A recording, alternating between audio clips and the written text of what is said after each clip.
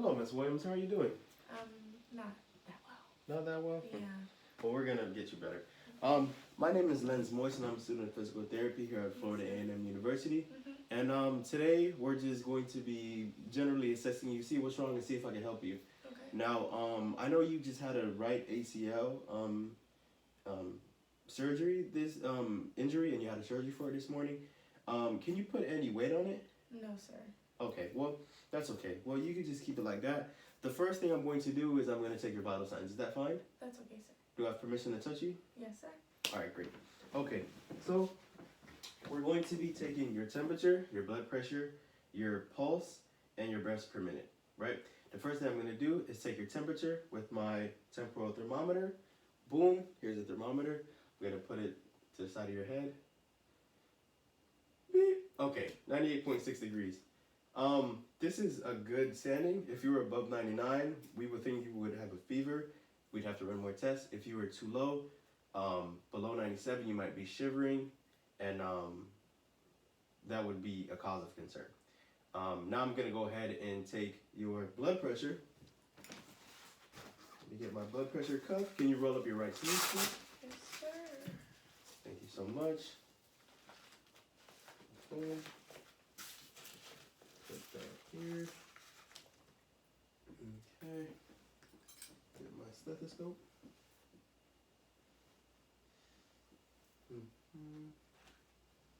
Put that right here.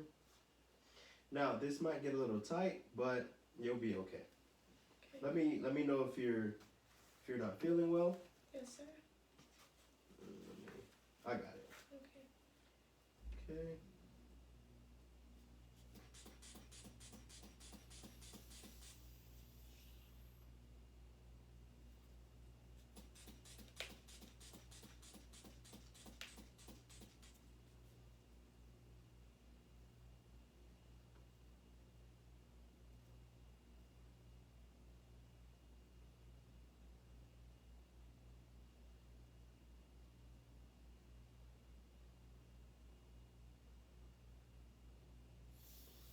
Okay. Now I got 110/72, which is great, right? Now, as long as you're under 120/80, that's fine. Yes, sir. If you were above 120/80, you would be at cause for high blood pressure, and we would have to run more tests on you. You might be too stressed. Now, if you were below 100/60, we would think you might be about to pass out. That's low blood pressure, and that wouldn't be good. So we would run more tests on you. Now we're gonna get your heart rate and your breaths per minute, right? So I have my wristwatch right here. Can I see your hand? Right. Yes, So now I'm just gonna feel for your radial pulse. I feel it right here, and I'm going to take your heart rate and your breaths per minute. Okay. Okay.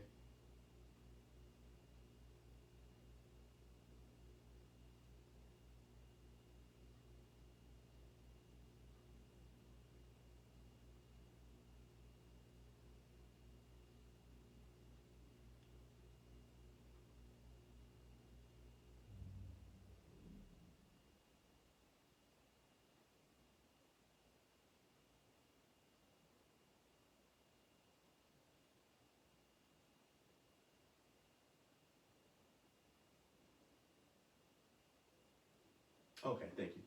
So while I got your heart rate, I also got your breaths per minute, right? So your heart rate was at 70, which is good. Anything between 60 and 100 beats per minute is great. If you were above 100, your heart would be beating too fast. You might be anxious. You might be sweating. So we might have to do that again.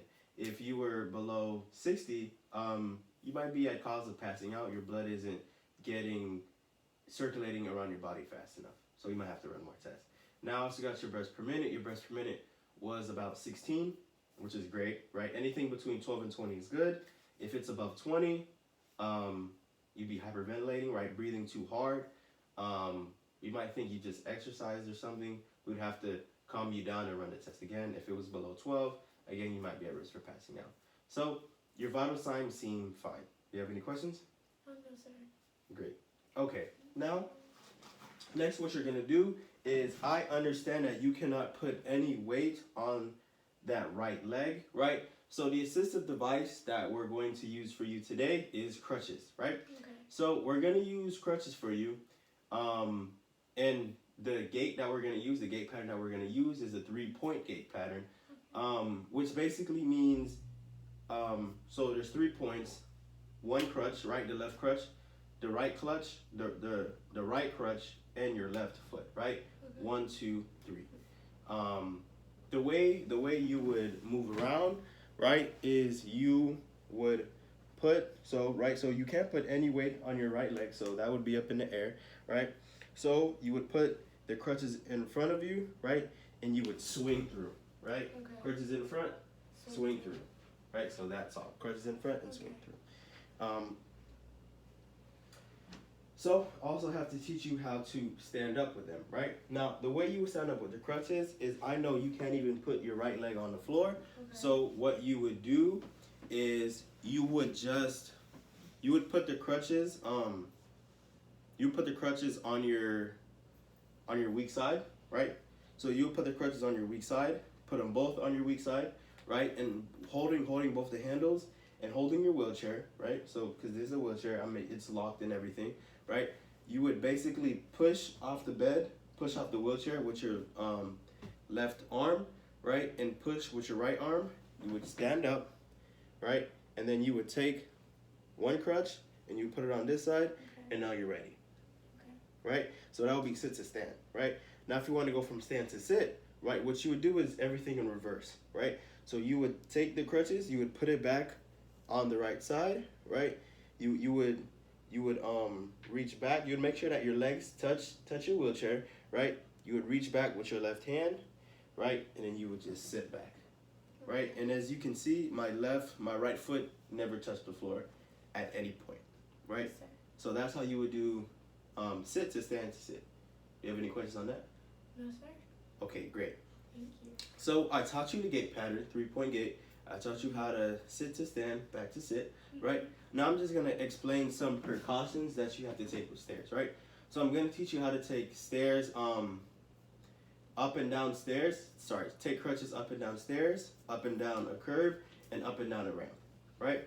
So for stairs, you want to make sure, that if you want to go up a stairs, right, you're non-weight bearing, you want to make sure that all of your weight is on your hands, on the crutch, right?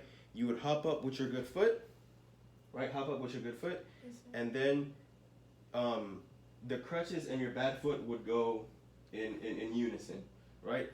So hop up with your good foot, crutches and bad foot, right? Okay. Hop up with the good foot, crutches and bad foot, right? And that's how you go up the stairs.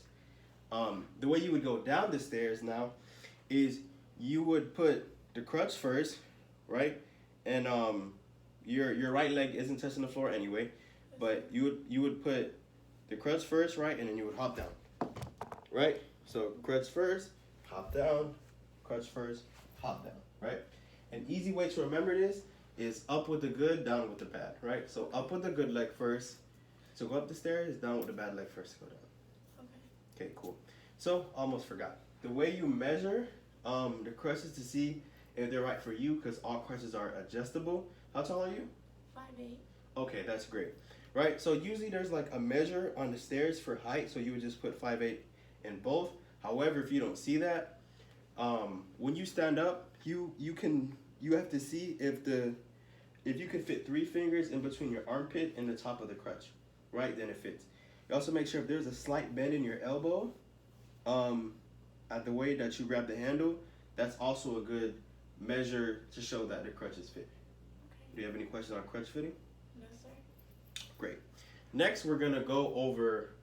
We went over stairs. Now we're gonna go over a curb, right?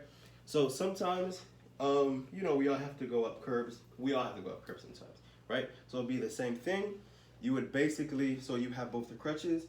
You would hop up with your good foot, right? And then the bad foot and the crutches would go in unison, and that's how you would go up the stairs. Curb, sorry. That's how you go up a curb. Now the way to go down the curb, same thing about as going down the stairs. You'd put the crutches first, right? Mm-hmm. Hop down, Yes, sir. and that's basically it.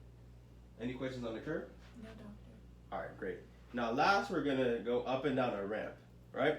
So to do a ramp, an important thing you have to make sure to do is when you go up the ramp, make sure you come up at a slight angle that would kind of be perpendicular to the ramp, right? So if the ramp is going up, you want to make sure you kind of lean forward. And now, so you would still put the crutches first, right? But instead of swinging through, you're gonna swing to, right? This is what I mean. So instead of going like this, right, you would go to the level of the crutches. Oh, okay. I Right. understand. So swing to instead of swing through, and that's how you would do it. And you're non-weight bearing, so you would just do the whole thing, right? And that's how you do it going up the stairs, right?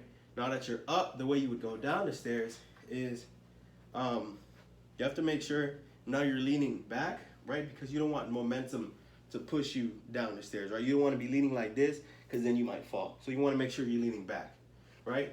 And you would basically do the same thing. You would put you would put the crutches first, right? In step 2, crutches first, step 2. You also want to make sure that your affected leg, your right leg, is a bit straight out in front of you, Okay. right? So a little bit out, step 2, a little bit out, step 2, right? And that would be all of our precautions. And I know you're non-weight bearing, but in the future, if you go to toe touch weight bearing, there's other ways to do that, but we're not worried about that. For now, we're just worried about non-weight bearing. Do you have any questions for me? Nothing. All right, great. Have a good one.